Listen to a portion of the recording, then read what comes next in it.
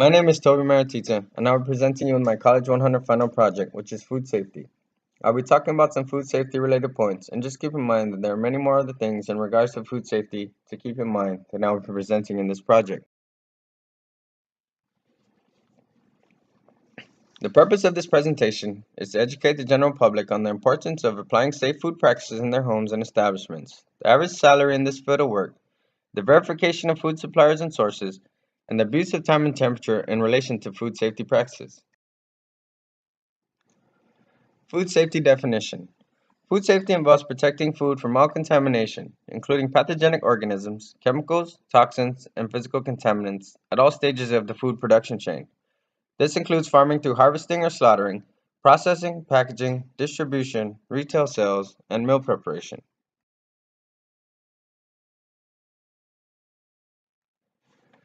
Food security is activities associated with ensuring the adequacy of the food supply. Food defense is activities associated with protecting food from intentional contamination. It is very important that we keep our food safe at all times to prevent any issues that can contaminate any of the foods we consume on a daily basis. How can we educate the public on food safety practices?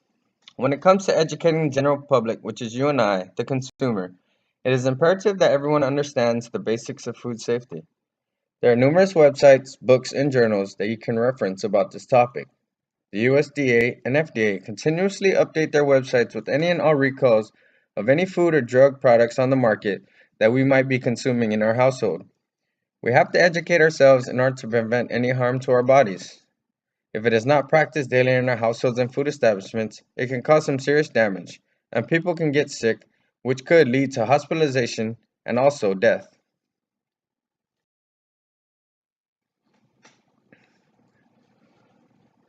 Let's move on to finding the right food supplier of the ingredients that you will be consuming in your household or food establishments that you frequent. There are many factors that play a part in choosing the right suppliers for the foods we consume. We need to ask a lot of questions, and it needs to be taken seriously by the supplier so they can start their business with you. Some of the keys to finding reputable suppliers can vary from one country to another. You will be able to find the best suppliers by resourcing through the Food and Drug Administration and the USDA. Some reputable suppliers include, but are not limited to, Kraft and Heinz, Tyson, and Nestle.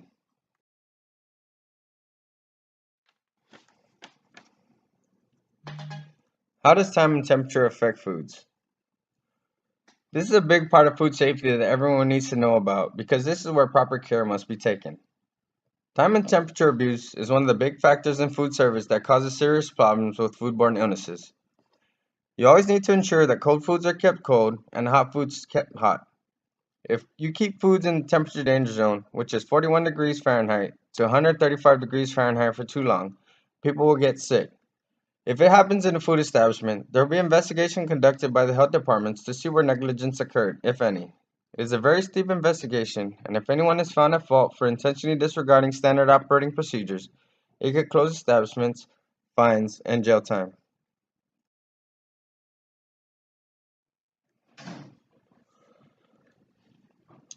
Let's talk about salary for this type of certification. It will depend on how many certifications you have, and each state will vary for requirements for this type of job. Your salary will be based on the location of your job, the experience, and the education you have. You can access websites such as the Office of Personnel Management and payscale.com to research what is available and the history of pay for these types of jobs. Just know that this certification is not for food inspectors. It also applies for personnel in the hospitality industry and the food service professional.